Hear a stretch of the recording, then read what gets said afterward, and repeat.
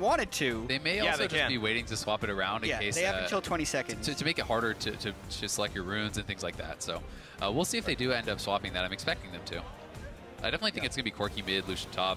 Wild Turtle does play Mean Jin, so we have until 20 seconds. Yep. There it goes. That's the final swap. Swap through. All right, so you were right about as far as where the champions are going on the lineup. Meanwhile, it's Graves jungle, Lulu mid, Kalista AD carry, no big surprise.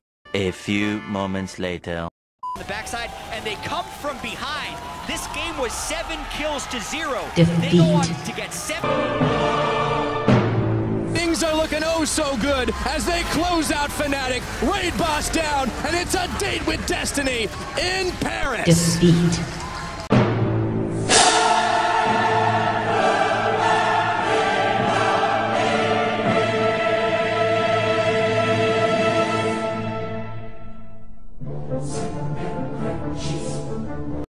The next day.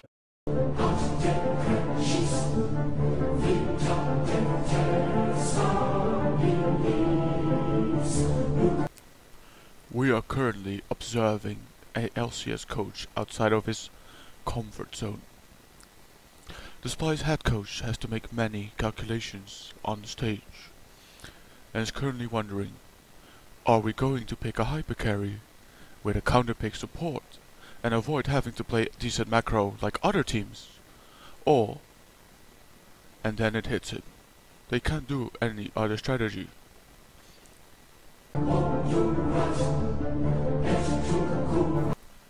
6 weeks later, we are still observing the Spy's head coach out of his comfort zone on the stage.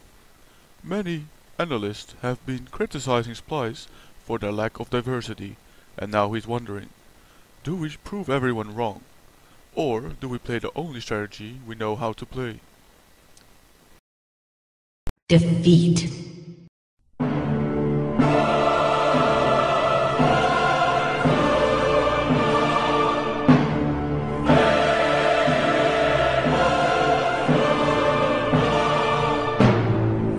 We watched their game today. What are your impressions of Misfits right now? How do you see them as far as playoff contenders go? Well, for me, Misfits, they're just trying to pick composition that are so hard to execute instead of just getting for the easy wins, you know. You could just get something that is way easier to play, way safer as well, and has less risk involved and more reward.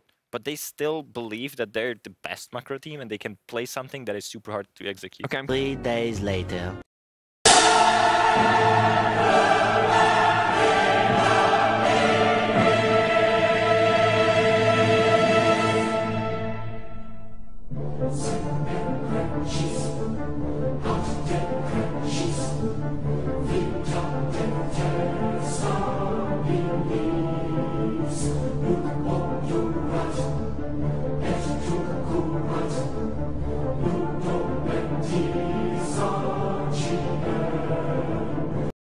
Meanwhile,